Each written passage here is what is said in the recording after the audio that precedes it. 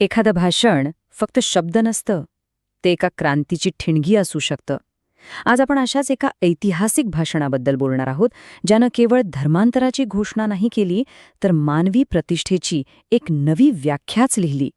हे विश्लेषण आहे डॉक्टर बाबासाहेब आंबेडकरांच्या 8 मे 1955च्या त्या भाषणाचं, जे खऱ्या अर्थानं एका नव्या युगाचा शंखनाद ठरलं. आणि बघा, या भाषणाचं सगळं सार ना या एका वाक्यात आहे. हे फक्त शब्द नव्हते, नाही, या कोट्यावधी लोकांच्या भावना होत्या. मागणी होती ती फक्त प्रतिष्ठेची, आत्मसन्मानाची, आणि त्यासाठी मग कोणतीही किंमत मोजायला ते तयार होते. चला थोडं त्या काळात जाऊया. कल्पना करा, ठिकाण आहे मुंबई आणि तारीख आहे 8 मे 1955.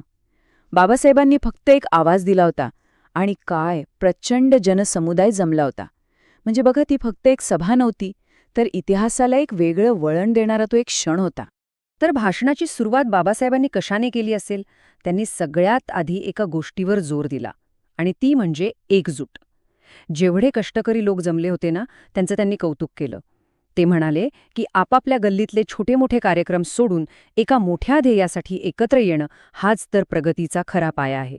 आणि हीच एकी त्यांच्या क्रांतीची पहिली ठिणगी होती असं म्हणायला हरकत नाही. पण अर्थातच हा मार्ग काही फुलांचा नव्हता.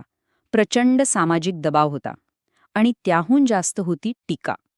त्या काळातली वर्तमानपत्र तर सरळ सरळ लिहित होती की आंबेडकर लोकांना चुकीच्या मार्गाला लावत आहेत. मग आता या टीकेला ते सामोरे कसे गेले असतील? काय उत्तर दिलं असेल त्यांनी? इथे दिसतो बाबासाहेबांचा आत्मविश्वास. त्यांनी टीकेकडे नकारात्मकतेने पाहिलंच नाही. उलट ते म्हणाले की ही टीका तर माझ्यासाठी एक अलंकार आहे.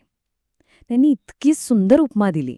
ते म्हणाले, जशी आई बाळाला दृष्ट लागू नये म्हणून काजळ लावते ना, अगदी तसेच हे टीकाकार मला टीकेचं काजळ लावून माझी शोभाच वाढवत आहेत.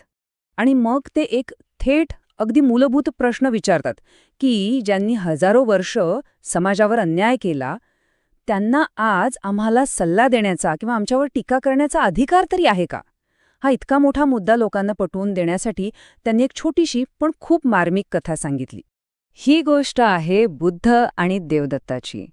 गोष्टीत काय होतं तर शिकारी देवदत्त एका पक्षाला बाण मारून जखमी करतो, आणि मग सिद्धार्थ गौतम त्या पक्षाला शोधतात, त्याच्यावर उपचार करतात आणि त्याचा जीव वाचवतात. मग वाद सुरू होतो की त्या पक्षाचा खरा मालक कोण. प्रकरण पंचायतीसमोर जातं आणि पंचायत एक खूप महत्त्वाचा निर्णय देते. तो निकाल काय होता? तर जो रक्षण करतो तोच खरा धनी असतो, मारणारा नव्हे. आणि हाच तर बाबासाहेबांच्या युक्तिवादाचा मूळ आधार होता, की ज्यांनी समाजाला नेहमीच फक्त जखमा दिल्या, त्यांना आज समाजाचे रक्षणकर्ते असल्याचा आव आणण्याचा किंवा सल्ला देण्याचा शून्य अधिकार आहे. आणि हा अन्याय किती खोलवर रुजला होता हे सांगण्यासाठी बाबासाहेबांनी इतिहासातलं एक इतकं दाहक उदाहरण दिलंय की अंगावर काटा येतो.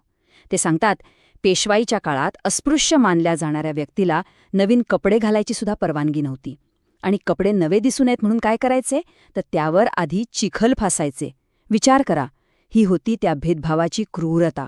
आता या अशा ऐतिहासिक अन्यायाच्या पार्श्वभूमीवर लोकांसमोर एक खूप मोठा प्रश्न उभा होता. एक मोठा पेच होता की सरकारी सवलती निवडून एक सुरक्षित आयुष्य जगायचं, की त्या सवलती सोडून देऊन प्रतिष्ठेचं, स्वाभिमानाचं जीवन निवडायचं. आणि ही भीती अगदी साहजिक होती. अनेकांच्या मनात हेच होतं की जर आपण बौद्ध धर्म स्वीकारला तर आपल्याला मिळणाऱ्या सरकारी नोकऱ्या, शिष्यवृत्ती म्हणजे स्कॉलरशिप्स, त्या सगळ्या बंद होतील. हा आर्थिक सुरक्षेचा प्रश्न लोकांच्या निर्णयामध्ये एक मोठा अडथळा बनून उभा होता. पण या भीतीवर बाबासाहेबांनी लोकांना जे आश्वासन दिलं ते खूप भावनिक आणि तितकंच कणखर होतं.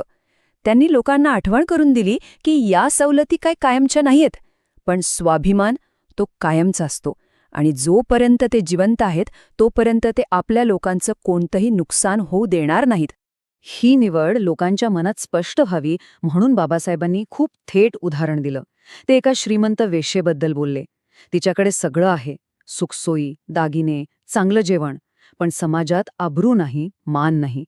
आणि त्याच्याविरुद्ध त्यांनी स्वतःचं उदाहरण दिलं की ते चाळीतल्या एका लहानशा खोलीत राहिले, पण स्वाभिमान कधी सोडला नाही. त्यामुळे निवड अगदी स्पष्ट होती, प्रतिष्ठेचं जीवन मग ते भले गरिबीत का असेना. बरं, मग ह्या सगळ्या परिस्थितीतून बाहेर पडण्याचा मार्ग काय? तर इथे बाबासाहेबांनी बौद्ध धम्माचा मार्ग सुचवला. पण हा मार्ग केवळ पूजा अर्चा किंवा कर्मकांडाचा नव्हता, तर तो एक तार्किक, एक तात्विक मार्ग होता, जो खऱ्या अर्थाने मुक्तीकडे घेऊन जातो. त्यांनी हिंदू धर्म आणि बौद्ध धर्मातला मूळ फरक अगदी स्पष्टपणे सांगितला. ते म्हणाले, बौद्ध धर्मात ईश्वर आणि आत्मा ह्या संकल्पनांना स्थान नाही. आणि सगळ्यात महत्त्वाची गोष्ट म्हणजे तिथे जन्मावरून माणसाला श्रेष्ठ किंवा कनिष्ठ ठरवणारी वर्णव्यवस्था किंवा जात अस्तित्वातच नाही.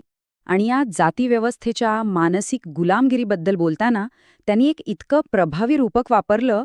ते म्हणाले की या व्यवस्थेत अडकलेले लोक म्हणजे जणू काही शेणातले किडे आहेत, ज्यांना ती घाणच आपलं जग वाटतं. त्यातून बाहेर पडायची इच्छाच होत नाही. पण जेव्हा बुद्धाच्या विचारांचा प्रकाश त्यांच्यावर पडेल, तेव्हाच त्यांना खऱ्या मुक्तीची इच्छा होईल. आता आपण भाषणाच्या शेवटाकडे येतोय. आणि इथे बाबासाहेबांनी एक खूप महत्वाची गोष्ट केली. त्यांनी कोणताही निर्णय लोकांवर लादला नाहीये, अजिबात नाही. उलट त्यांनी प्रत्येकाला स्वतःच्या बुद्धीचा वापर करण्याचं आवाहन केलं. आणि हा मुद्दा खरंच खूप महत्वाचा आहे, कारण हा काही अंधश्रद्धेचा मार्ग नव्हता, तर तो बौद्धिक जागृतीचा मार्ग होता. त्यांनी अगदी स्पष्ट शब्दांत सांगितलं की हा धर्म तेव्हाच स्वीकारा जेव्हा तो तर्काला आणि बुद्धीला पटेल, म्हणजे निर्णय प्रत्येकाने स्वतःच्या विचारांना घ्यायचा होता. तर मग या संपूर्ण भाषणातून आपण 3 महत्वाच्या गोष्टी शिकू शकतो. पहिली, कोणत्याही परिस्थितीत आपला स्वाभिमान सगळ्यात मौल्यवान आहे. दुसरी गोष्ट, आपली प्रगती करायची असेल तर त्याचा मार्ग शिक्षणातून जातो. आणि तिसरी आणि तितकीच महत्वाची, अन्यायाचा प्रतिकार हा भावनेने नाही तर आपल्या बुद्धीचा वापर करून करायचा असतो. बाबासाहेबांनी दिलेले हे 3 विचार, प्रतिष्ठा, शिक्षण आणि तर्क, हे विचार आजही तितकेच महत्वाचे आहेत, नाही का? हा ऐतिहासिक ठेवा आजही आपल्याला प्रेरणा देतो आणि विचार करायला लावतो की आजच्या जगात स्वतःसाठी आणि समाजासाठी कोणता मार्ग निवडला पाहिजे.